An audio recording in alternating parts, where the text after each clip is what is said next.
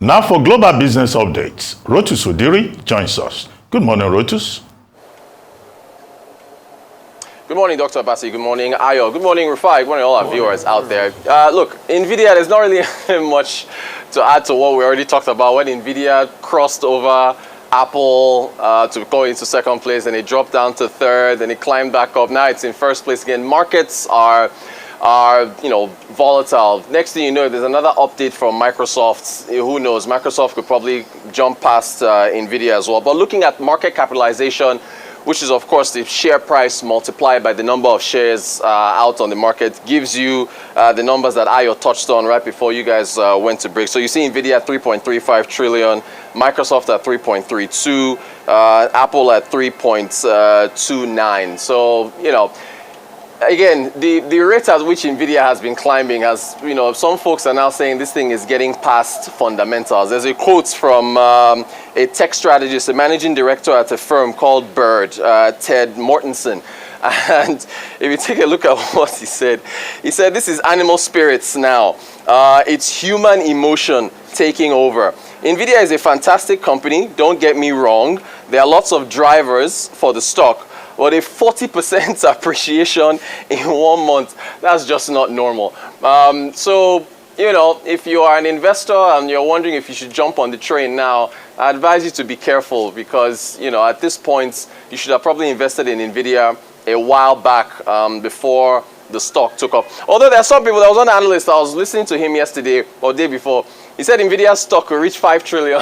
So, I don't know. I mean, it's at this point, the AI movement is still pretty heavy. There's still a lot of demand out there. Who knows? Probably the best thing to do is to buy an ETF, an exchange-traded fund that has exposure to technology. So you can get a little bit of, it'll probably get you in bits and pieces of an NVIDIA, Microsoft and all these other companies and so on and so forth. But it really is an amazing story. And don't forget, as NVIDIA's market cap keeps rising, Jensen Huang, who is the CEO, at least on paper, his net worth just keeps climbing and climbing and climbing. But there will be competition down the line. Still in the United States, well, the come to Jesus moment finally happened for Dave Calhoun, who is the CEO of Boeing. And look, as you can imagine, you saw what happened to Mark Zuckerberg when the US Congress held a hearing on child safety and social media. You saw how he was ripped to pieces. The same US Senator from Missouri, or as they pronounce it there, Missouri, Josh Hawley. It's as bad as you can imagine. So here's the grilling of Dave Calhoun and US Congress. What is it that you get paid currently? Senator, that's well disclosed in our proxy documents in each of the years that I've been employed. Yeah, but what is it? That's a big number, sir. Well, let me help you out. It's $32.8 million this year. Does that sound right? Yes, it does. That's a 45% increase over last year. Does that sound right? Yes, it does. What is it you get paid to do exactly? I get paid to run the Boeing company. Yeah. So just help me understand that. I mean, do you get paid for transparency? Is that one of the metrics for your income?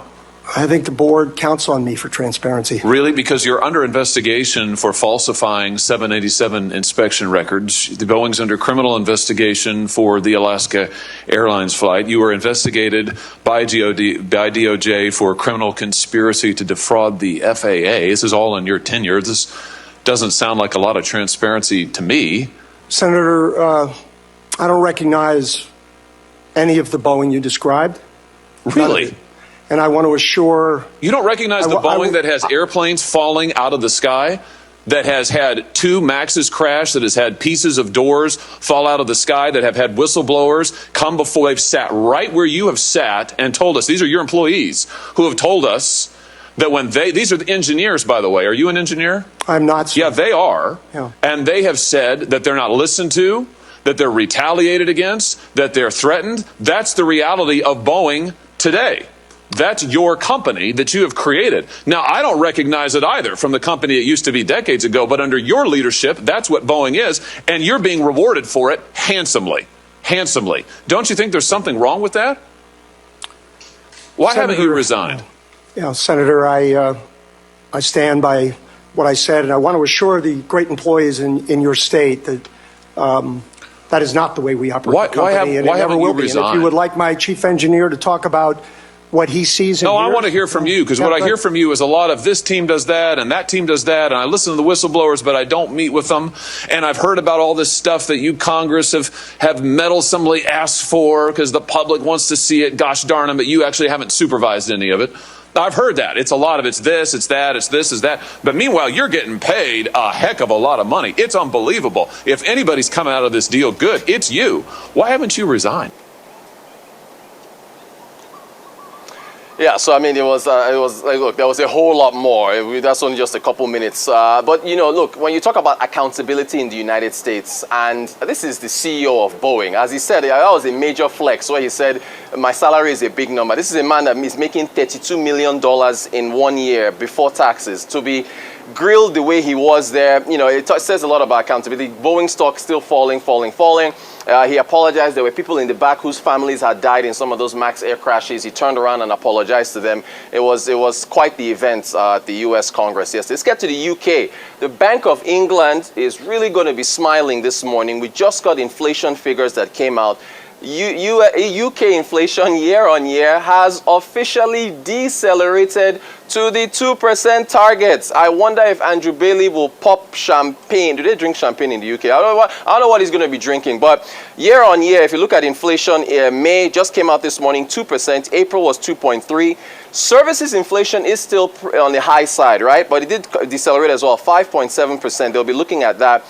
April was 5.9%. Core inflation, when you strip out energy, volatile food, and so on, 3.5%. So the Bank of England will be meeting tomorrow. We'll get their rate decision. But even though it's fallen to target, a hold is expected tomorrow. So, I mean, we'll see what happens. ECB has cut rates. Bank of Canada. So we're seeing some divergence now between central banks around the world with respect to monetary policy. So, all eyes on the Bank of England tomorrow. And by the way, you know that Rishi Sunak is going to jump on this. I think he already released a statement saying that inflation is coming down in the UK.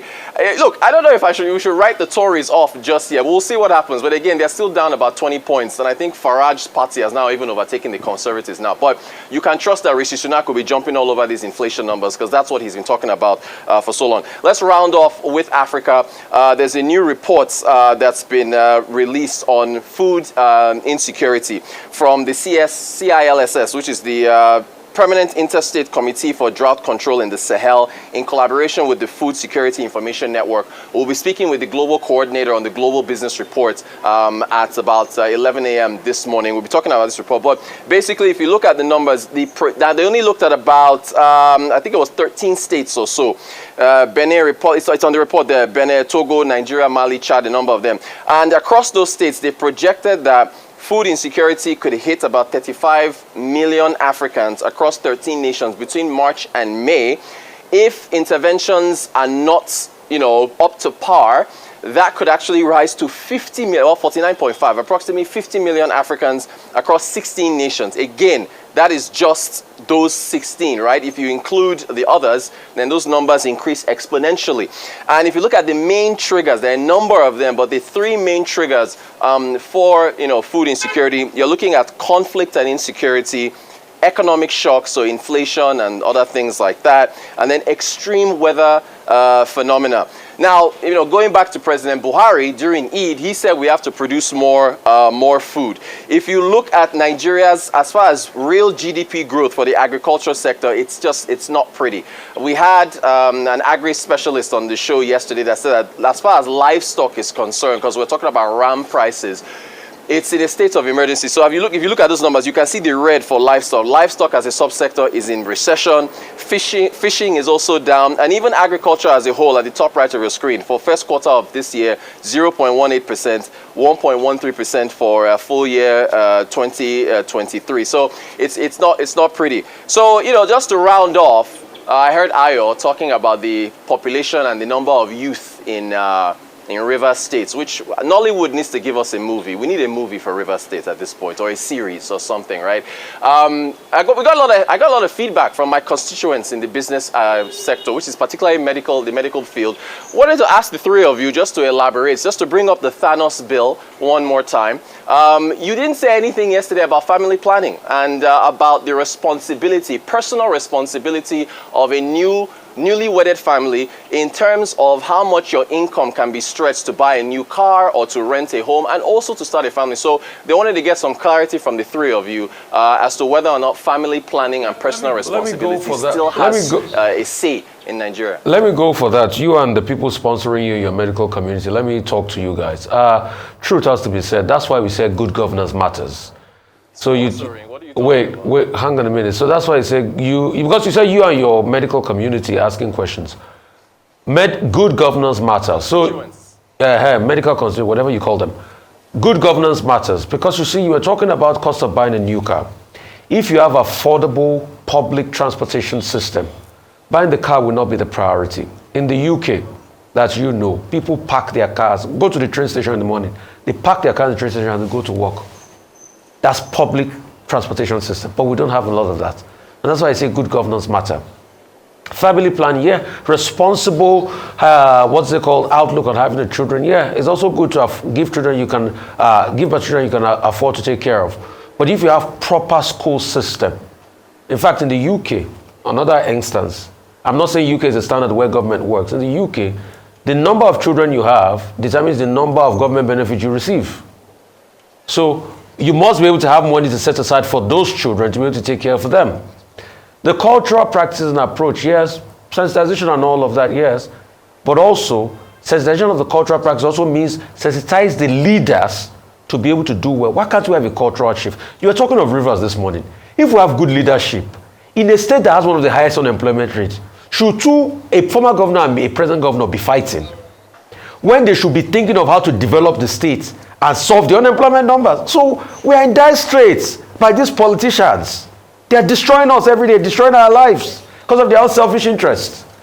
But very quickly, two stories. NVIDIA, I just hope this will last longer than the last time in terms of valuation. Remember, they were rejoicing a bit too early, and then I think the next day or 2 days afterwards, they were displaced again. But I think it just speaks to the AI revolution, and that if any tech company is not serious about AI, then they might just be left, on the wayside on this race. But on a lighter note, AI is not yet uhuru. A few mishaps and a few mistakes are happening as a result of AI being used. There was a story about, I think, McDonald's and the challenges using the IBM operators to try using AI for orders and how it has totally messed up people's orders. And just to mention that whilst it is gaining grounds, there's still a lot of work to be done. And in terms of the employment numbers and how it impacts on employment, you will still need human beings to actually help with the accuracy in terms of helping human beings. And secondly, just to speak about, thank you so much for sharing that video with Mr. Kalun facing US Congress, and to highlight how important accountability is. In fairness to him, the crash that killed about 346 people 5 years ago wasn't during his tenure, because he became CEO in 2020, but he still has to speak up. And he's talked about the fact that the challenges they have are post-COVID, being able to get staff to work with them, engineers and the likes. But it's great to see that CEOs, leaders of organizations can be held to account for what happens and how it impacts the people. Thank you.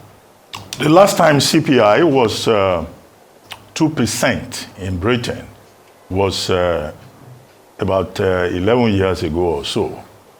And then it rose to 11.1% during that as a result of COVID and all of that. So now, according to the Office of National Statistics, it's down to the 2% target. So it's a major victory for the Bank of England, shows success of its monetary policy measures. And secondly, it's also a boost for Rishi Sunak. But whether that will help him or not remains to be seen. I don't think it will make much difference. When the Bank of England makes tomorrow, the Monetary Policy Committee, would they cut rates? I don't think so.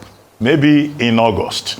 August will probably be the more appropriate time, as the Bank of England itself had indicated. So they're likely to take a cautious approach. But the price of grocery has gone down in England. The price of fuel has gone down. Now, Boeing, before the Senate subcommittee, no, it wasn't greed. It was blasted. Calhoun was blasted. And it's a humbling moment for a company that's supposed to be a very big company that was the major aircraft manufacturer. But this year, they had an incident in January when a door plug pulled off in the air in an Alaska airline flight.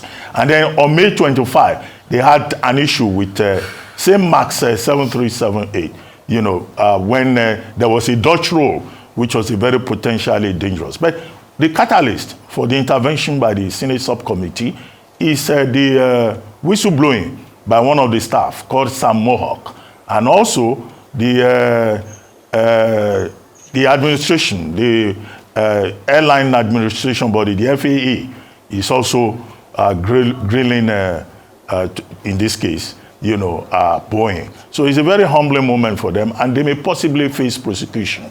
Calhoun has announced in March that he will retire in December anyway, but there's gross reputational damage. Very briefly, Nigeria. Yesterday, I was citing some examples from other jurisdictions, China and all of that. Now, let's look at the background very quickly. In the Second National Development Plan, 1970 to 74, there was a paragraph in that development plan on population. And what it said is that population in Nigeria was not an emergency. It's nothing to panic about. I'm quoting directly from that specific paragraph, briefly, to be brief. Secondly, in 1988, by 1988, Nigeria had recognized that, you know, economic growth was at variance with population growth. Then in that year, 1988, Nigeria came up with a national population policy, which says a family can only have 4 children, a woman can only marry at 18, a man can only marry at 24, and you cannot have more than 4 children, and then family planning opportunities will be provided. $100 billion was $100 million was earmarked for the campaign. 67 million of that came from USAID, but it didn't work. It became very controversial. Nigerians did not observe it. Now, later, I think in the year 2000 or so, Nigeria came up with a national policy on population for sustainable development. And they put the year 2015 as the target mark, by which to reduce Nigerian population by 2%. Even that did not work. It has implementation problems. So we are back now with this talk about population control to 1988. The same factors that did not make it work at that time will not make it work again this time around. Because there will be people who will raise issues of religion, who will raise issues of culture. Population policy says you can't marry a woman that is not up to 18. People are marrying 14-year-olds. They are marrying 12-year-olds. And they are saying it is culture. How do you control population? But the other part we have said is that population management is the issue. Population growth can be an asset. But here in Nigeria, with poor management of everything else, that's why we are protesting, saying we are too many. Well, it will be difficult to control. Absolutely. Thank you so much, Rotus, for your time.